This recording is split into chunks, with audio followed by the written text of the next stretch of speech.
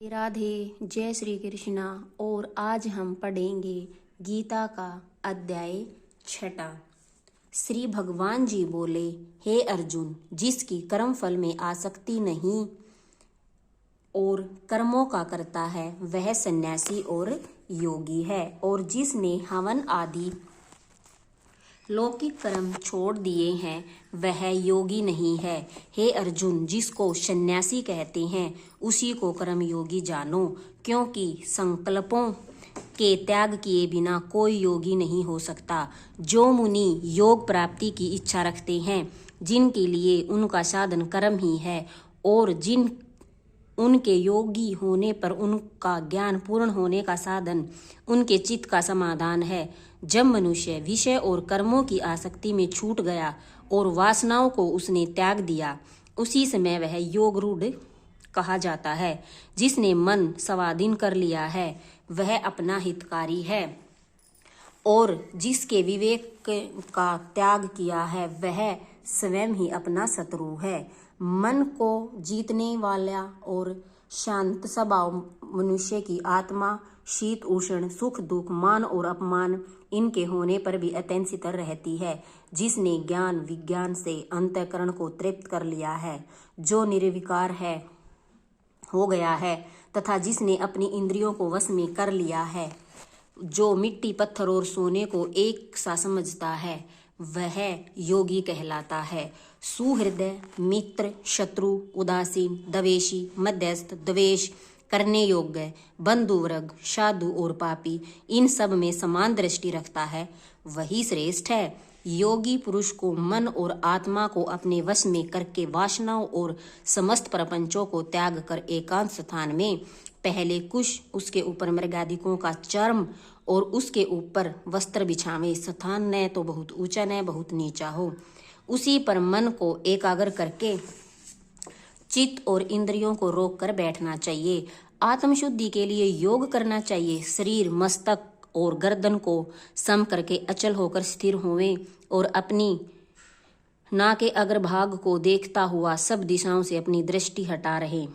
भय रहित होकर शांत चित्त से ब्रह्मचर्य व्रत का पालन कर मन को रोक कर मुझ में ही लीन हो मन को योग में लगावें। इस प्रकार मन को वश में करने वाले योगी को निरंतर योगाभ्यास करते रहने से मुझ में रहने वाली और अंत में निवारण पद अर्थात मेरे स्वरूप में लीन करने वाली शांति प्राप्त होती है।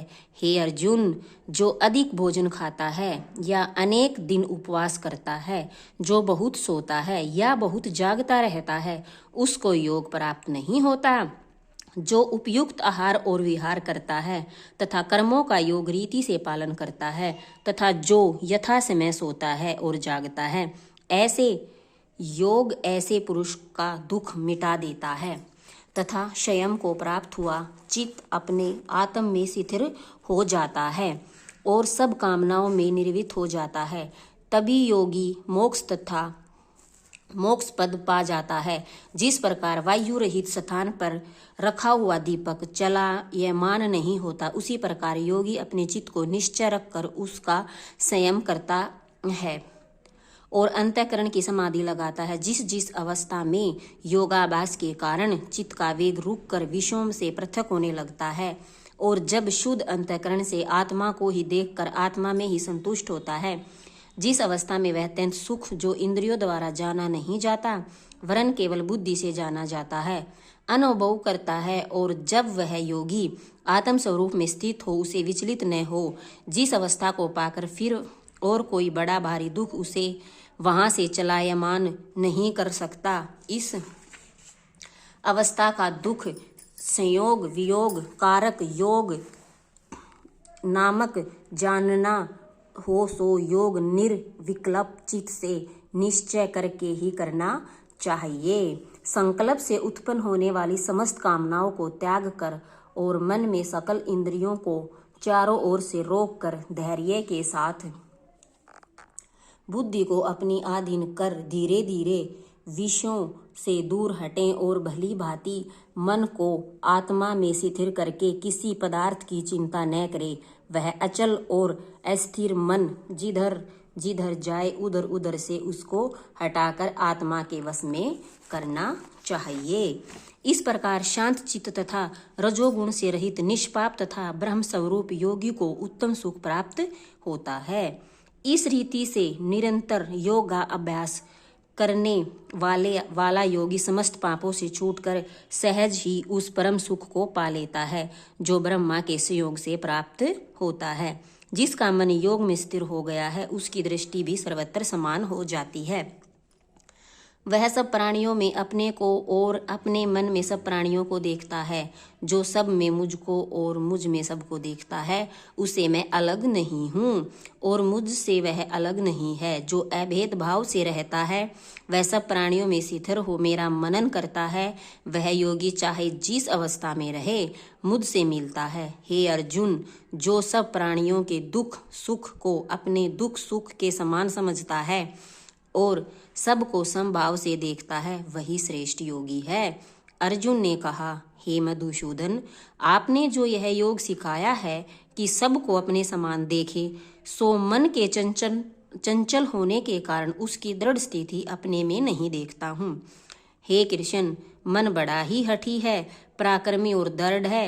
इसको अधीन रखना तो मुझे वायु को बांध कर रखने के समान प्रतीत होता है।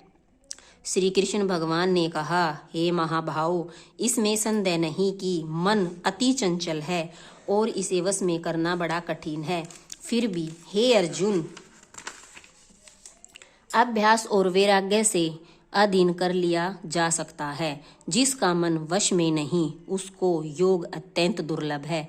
ऐसा मत है, परंतु मन को वश में करने वाले प्रयत्न करते रहने से उपाय द्वारा इस योग को प्राप्त कर सकते हैं। अर्जुन ने कहा, हे श्री कृष्ण, जिसमें श्रद्धा तो है पर जो योग प्राप्त करने में सफल नहीं हुआ है और जिसका चित्त योग से विचलित हो गया है वह योग सिद्ध नहीं पाने से किस गति को जा पहुंचता है।